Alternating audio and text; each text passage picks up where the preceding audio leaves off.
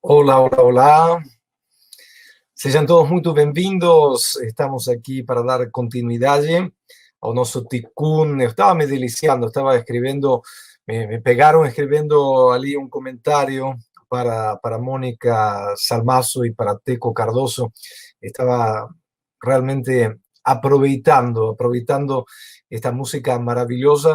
Realmente a gente não tinha vontade de que pare, mas aqui estamos porque temos convidados para receber, porque o Tikkun da Virada continua, porque temos muitos convidados ainda, temos muitas aulas, muitas palestras, muitas mesas redondas, temos também muita música pela frente também das nossas equipes litúrgicas. Aqui estamos de norte a sul, neste Tikkun da Virada, promovido pela União do Judaísmo Reformista da América Latina, junto com o Conselho de Rabinos Reformistas do Brasil. Que palestras maravilhosas. Realmente eu estou desfrutando muito de cada um dos convidados, de cada um dos palestrantes, aprendendo muito com cada um deles. Estão conosco os palestrantes desta sala ali que está entrando, um dos nossos convidados, os dois convidados entrando, então quero já rapidamente apresentar os nossos convidados com os quais estaremos batendo papo. Alexandre Marques Cabral, professor de filosofia da Universidade do Estado de Rio de Janeiro, pastor presbiteriano, boa noite e muito bem-vindo. Muito obrigado, Rabino. Que privilégio estar com o senhor e com um grande amigo meu, o pastor Henrique Vieira. Somos irmãos e amigos de caminhada e muito bom poder estar aqui para aprender com vocês e crescer na fé, me alimentando da tradição da qual Jesus fez parte. Muito bem, Henrique Vieira, pastor da Igreja Batista do Caminho do Rio de Janeiro, cientista social, ator, militante de direitos humanos. Boa noite e bem-vindo a esta celebração da comunidade judaica, este Tikkun da Virada, esta manifestação cultural, religiosa que estamos compartilhando com todos. Bem-vindo, pastor. Obrigado, boa noite, Rabino, boa noite, Alexandre, meu querido amigo, meu irmão. Prazer estar com vocês aqui nesta celebração.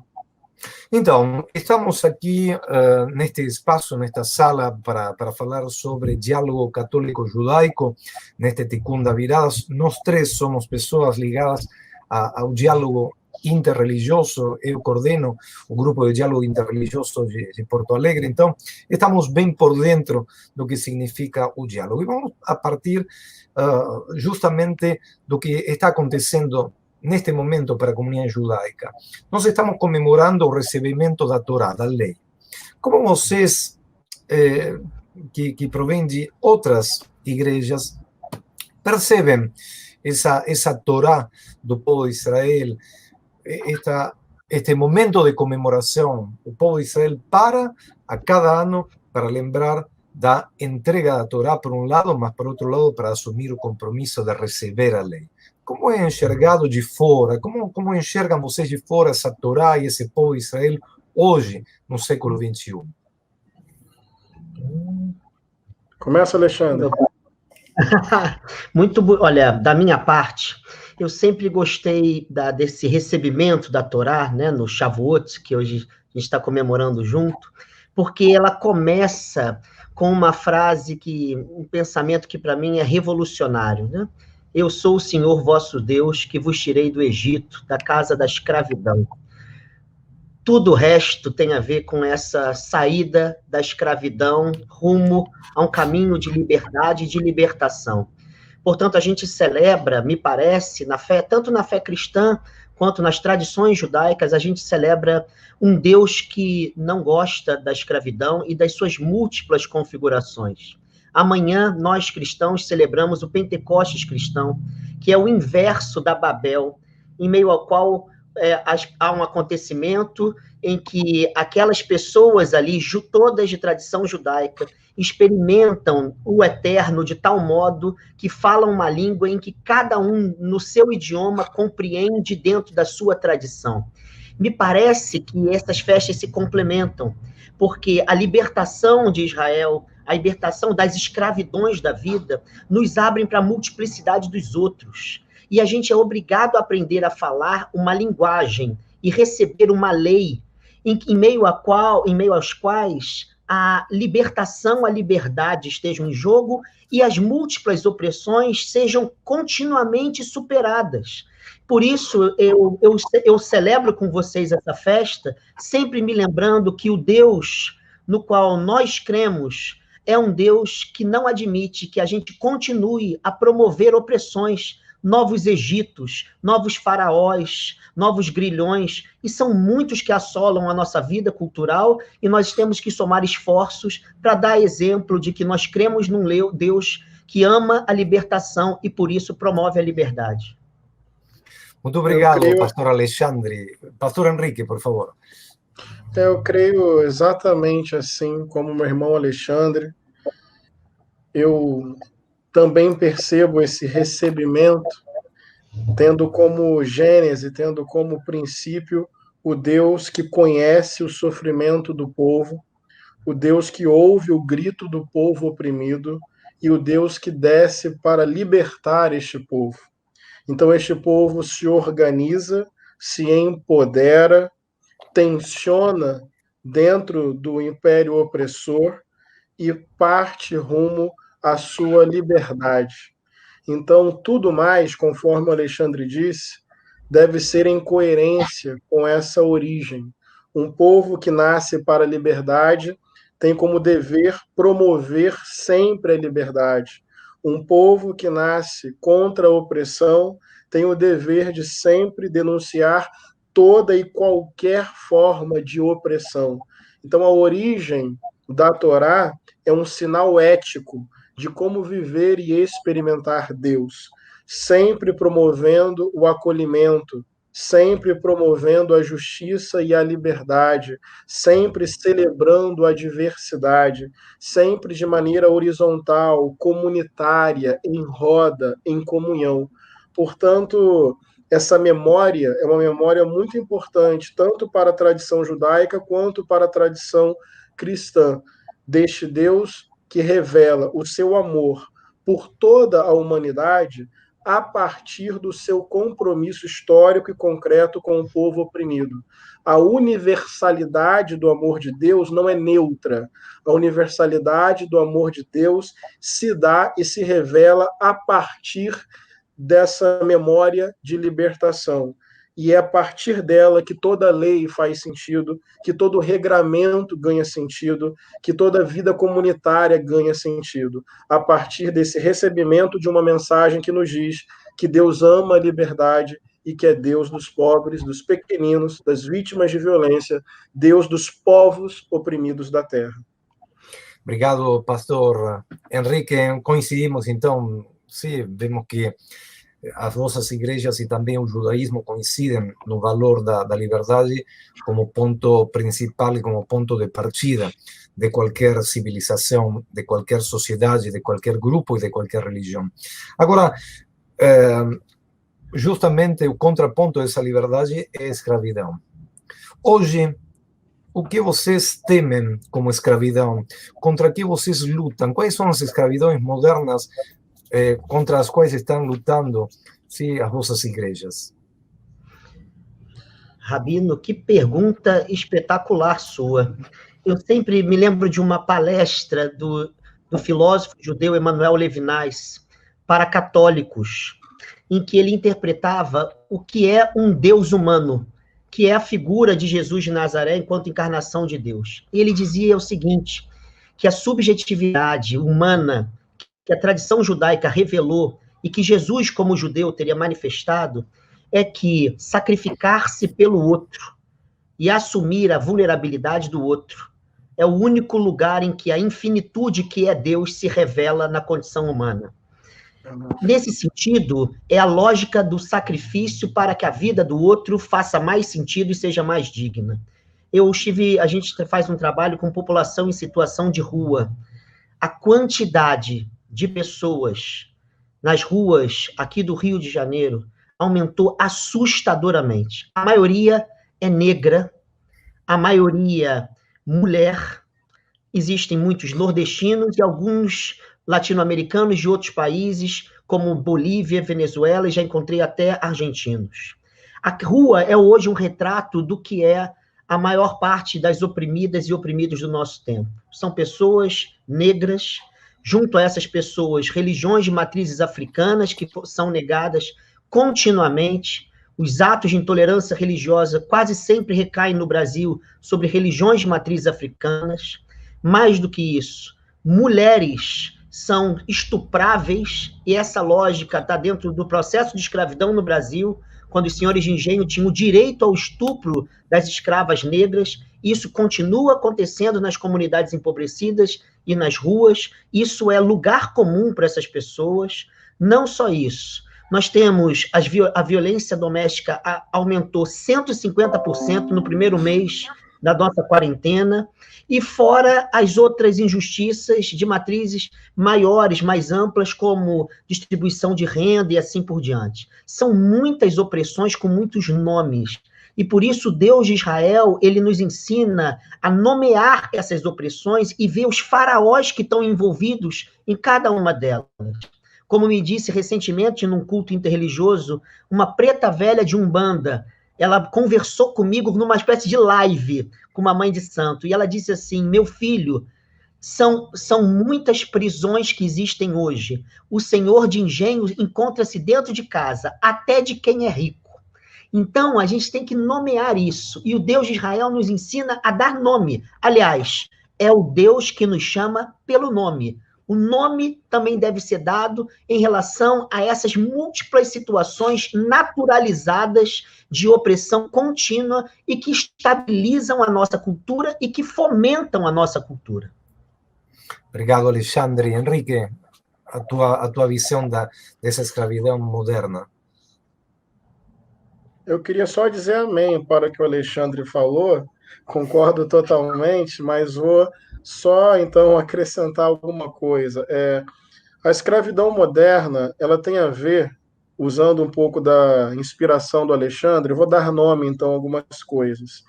O sistema capitalista é um sistema pecaminoso, genocida, ecocida, e que tem a miséria, a pobreza e a eliminação de povos, culturas e corpos como efeito necessário à sua própria lógica de funcionamento.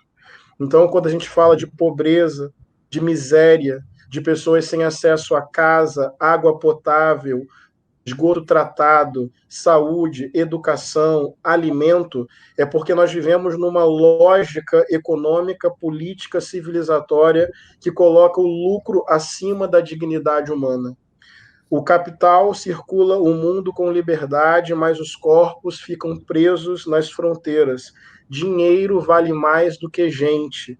E uma parcela mínima da população mundial tem quase toda a riqueza concentrada nas suas mãos, usando de mecanismos violentos e arbitrários para a reprodução do seu próprio privilégio.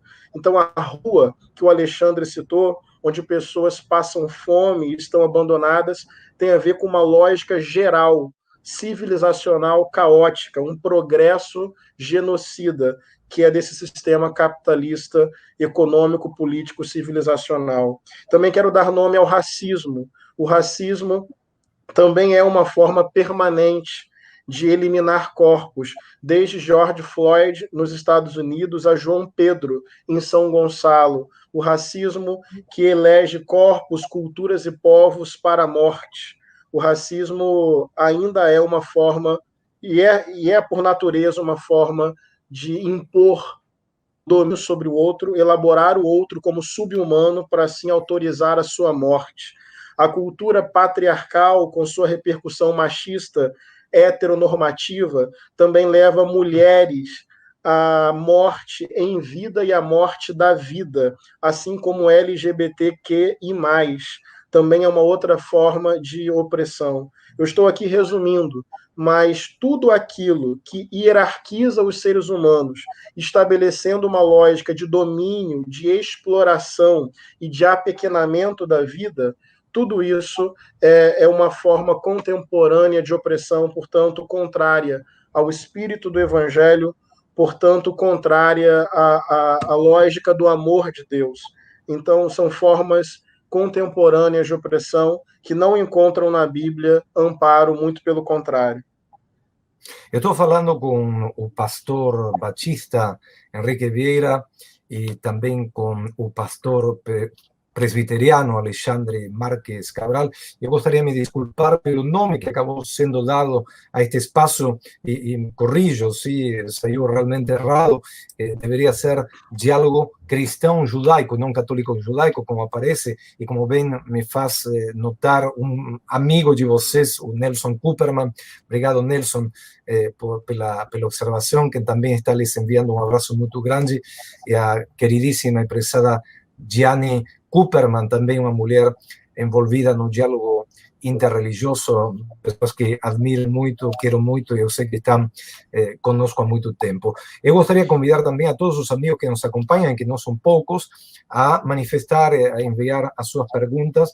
O Rabino Rogério Kuckerman, a quem realmente parabenizo, porque foi um homem que trabalhou e muito para colocar no ar este Tikkun da virada. Um abraço, Rogério. Padre Alexandre, que bom é ouvir tua posição reconhecendo que são as religiões de matriz africana as maiores vítimas da opressão religiosa no Brasil hoje em dia. Também o Salvador Laurentino se manifesta e diz muito bom a explicação sobre o tema. Quando eu comecei a militar, a transitar no diálogo interreligioso, há mais de 24 anos atrás aqui no Brasil, já faz, mesmo com este sotaque, de fato não é da Argentina, este sotaque gaúcho, mas estão confundindo. Então, no Sul falamos assim, com sotaque, mas quando comecei a militar e a abraçar a causa interreligiosa, muitas pessoas dentro da nossa comunidade judaica enxergavam o diálogo interreligioso com um pouco de preconceito. Como é nas igrejas onde vocês trabalham, como é enxergado o diálogo interreligioso e se poderiam fazer um balanço destes últimos 25 anos justamente nesta caminhada interreligiosa? Na nossa igreja, eu sou da Igreja Batista do Caminho. Na nossa igreja, o diálogo interreligioso, mais do que um método, é um princípio, é uma expressão do coração de Deus, é teologicamente correto, necessário. Cada tradição espiritual, cada tradição religiosa é um fragmento da verdade. Cada tradição espiritual e religiosa é uma parte desse mosaico, dessa tela multicolorida. Portanto, o diálogo interreligioso não é só um método adequado, é um princípio, é uma exigência da fé, de uma espiritualidade aberta, de expansão, de encontro, de celebração da diversidade. O próprio Jesus de Nazaré, eu gosto muito de um texto do Evangelho, enigmático, misterioso, cheio de sentidos, quando 2 discípulos reclamam com Jesus que alguém estava lá expulsando demônios em nome dele, mas que não fazia parte do grupo. Tem toda uma leitura sobre o significado dos exorcismos e das curas de Jesus. Eu vou muito por aquela linha de uma emancipação humana social, de uma crítica profunda a mecanismos que estigmatizavam pessoas. Então, Jesus não estava só curando pessoas, ele estava curando uma sociedade que estigmatizava pessoas e colocando aquelas regras em xeque. Mas, dito isso, os discípulos ficaram chateados, porque tinham ali pessoas fazendo isso e não faziam parte do grupo. Porque, para os discípulos, o critério da verdade era o grupo, era o pertencimento ao grupo. Só que para Jesus não, o critério da verdade não era de grupo, não era de fronteira, era de florescimento e emancipação da vida, de manifestação do amor. Onde isso está acontecendo, o bem está acontecendo, e isso é favorável a nós. Portanto, Deus, ele é, por essência, transversal, atravessa, transpassa, ultrapassa.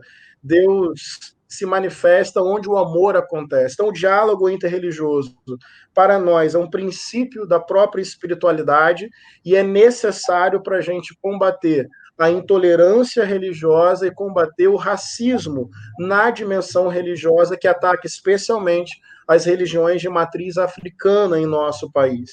para concluir essa fala, eu sempre falo da minha filha. Minha filha tem 2 anos, e daí eu brinco com ela, faço uma brincadeirinha aqui, uma outra brincadeirinha lá, e ela morre de rir, e eu me sinto o pai mais feliz e orgulhoso do mundo. Nossa, eu sei fazer a minha filha sorrir para mim. Daí chega um tio, uma tia, um amigo, uma amiga, faz qualquer coisa, Alexandre, qualquer brincadeirinha, e não é que minha filha morre de rir também?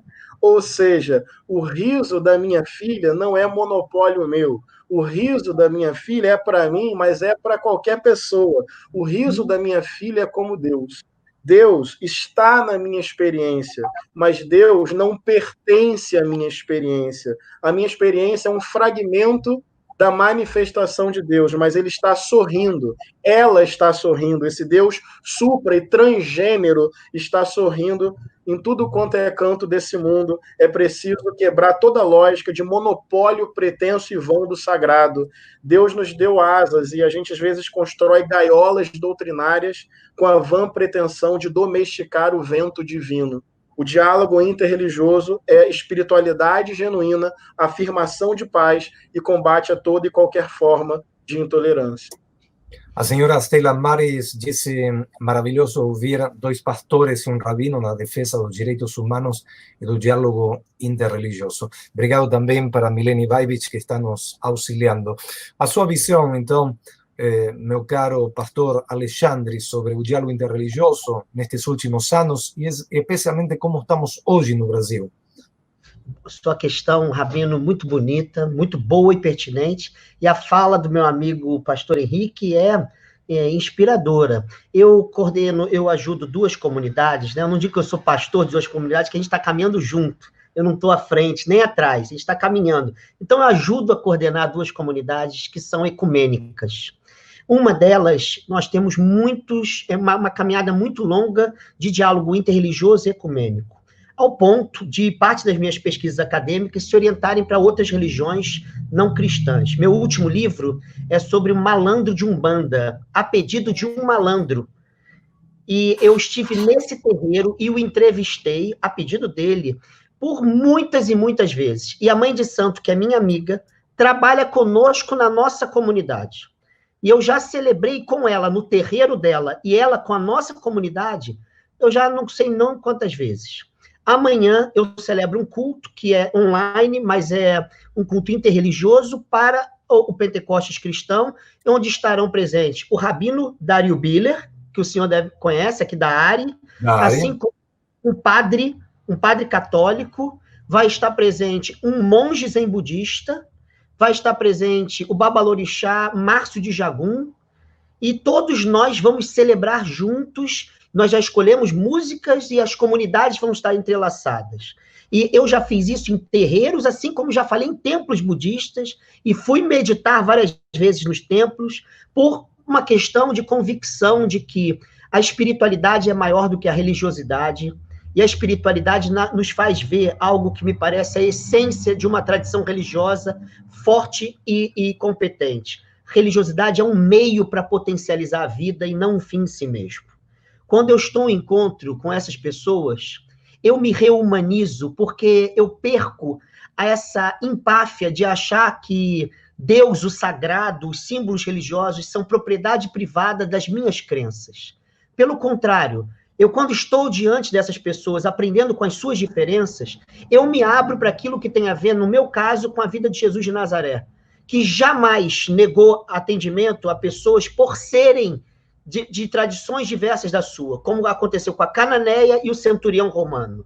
Não privatizou a fé dentro da sua tradição judaica. E mostrou que, no caso do centurião romano e da cananeia, ele nunca tinha visto tamanha fé como aquelas fés, naquele lugar que muitos privatizavam a fé. Por isso, eu acho que, no caso do cômputo geral do Brasil, cada vez mais vem tendo menos iniciativas dessas, porque a gente privatizou o sagrado, sobretudo as igrejas evangélicas, pentecostais e neopentecostais, e alguns movimentos cristãos não protestantes. E nesse caso, cada vez mais que eu me posiciono ou apareço em algum veículo de comunicação, mais as pessoas tendem a me ameaçar, e acontece que, acredito que seja a mesma coisa com o pastor Henrique. É perigoso o ecumenismo, é perigoso o diálogo interreligioso, porque a gente está vivendo de um fundamentalismo que atravessa muitas igrejas e que estão encontrando suporte no governo atual do país. Então, nesse sentido, só para vocês terem noção de um dado histórico muito importante, em 2018, foram cadastrados 68 crimes por intolerância religiosa no Rio de Janeiro, em diversas tradições religiosas, sobretudo candomblé e umbanda. Até junho, foram mais de 200 só no Rio de Janeiro com tradições afro-brasileiras. Então, isso mostra como o ódio que apropria-se de uma lógica ressentida dessas tradições que se tornaram hegemônicas no país, vem como perigo o diálogo, porque o diálogo quebra monopólios, quebra relações de poder, quebra lógicas de submissão, quebra a força do racismo histórico e estrutural, quebra a inflexibilização moral que discrimina, por exemplo, os casos LGBTQI+, como o pastor Henrique falou. E, mais do que isso, nos leva a questionar os erros históricos das nossas religiões. No caso, eu estou diante de um rabino. Nós, cristãos, fomos um inferno da tradição judaica. Nós perseguimos vocês, judeus e judias, por mais de 2000 anos. Nós estivemos juntos com Hitler, nós estivemos junto com Mussolini, nós perseguimos judeus e judias. E tudo isso em nome da empáfia de que vocês mataram o nosso Senhor. Nosso Senhor era judeu e nunca foi cristão. A mãe dele a mesma coisa. E os primeiros apóstolos, idem. E a gente sempre usou isso. E se a gente está fazendo isso agora, aqui, frente a frente com você, é porque a gente está dando a cara a tapa para dizer, olha, Rabino Gershon, eu não sou dono do sagrado, eu não sou dono do eterno, eu quero aprender com você, e quando você me ensina, eu aprendo mais daquele a quem eu sigo, porque aquele a quem eu sigo morreu, viveu e nasceu como judeu, mas isso hoje é um perigo, e fazer o que a gente está fazendo aqui é exceção, é uma pena que não é a regra. Meus caros, estamos ya llegando no tiempo final, tenemos apenas más un minuto, mas con estas palabras, Pastor Alexandre, eu estava me lembrando de um versículo da nossa Torá, que diz, o versículo do livro Levítico, Ve'avta lereaja kamoja, versículo de Levítico 19, capítulo 19, versículo 18, amarás a teu próximo como a ti mesmo. Eu realmente ouvindo, meus caros pastores, a vocês, consigo entender melhor este versículo. Les amo, ¿sí? Así como amo a meu povo, y tomara que possamos continuar esta caminhada juntos, além de qualquer tipo de preconceito, além de qualquer tipo, ¿sí? De perigo que possamos sofrer, y lembrando que no dia 21 de janeiro, todos nós estamos unidos, sempre, lembrando e comemorando o dia, sí, da intolerância religiosa no Brasil, justamente pelo que aconteceu com a matriz africana no Rio de Janeiro. Então, estamos juntos, a favor da vida, a favor da paz, a favor do diálogo e a favor deste entendimento. Uma palavra final para você, que já estamos quase com o tempo estourado. Henrique, Alexandre, a palavra final de vocês. Meu pastor Henrique. Paz, justiça, fraternidade, irmandade, comunhão e, sobretudo, o amor. Deus é vento de amor, nos cabe sentir e sinalizar. Obrigado, estamos juntos, vamos esperançar o futuro. Vamos esperançar o futuro. Olha, queria agradecer demais a você, meu Rabino Gershon, e agradecer a presença de pessoas queridas, como a minha amiga Diane Cooperman, e quero lembrar uma frase de Hans Jonas, cuja família quase toda morreu em Auschwitz. Ele disse, lembrando uma judia que se entregou para morrer, né, na Shoah em 43, ele disse assim, agora Deus depende de nós, e quanto mais respondemos uns pelos outros, e pelo futuro da Terra, em verdade, respondemos pelo futuro de Deus. É isso que eu vim fazer aqui e aprender com vocês, que sempre me enriqueceram demais. Eu não sou judeu porque não nasci judeu e é uma pena. Se existir reencarnação, eu vou pedir para nascer judeu. Obrigado pelo encontro de hoje. Obrigado, pastor Alexandre. Peço desculpas para aquelas pessoas que manifestaram as suas perguntas e não deu tempo para entrar. E passo a palavra para o rabino Rogério Kuckerman, que trabalhou e está ali empolgado, tão empolgado como eu, com todas aquelas pessoas que estão nos acompanhando nesta travessia de norte a sul no Tikkun da Virada. Contigo a palavra, Rogério.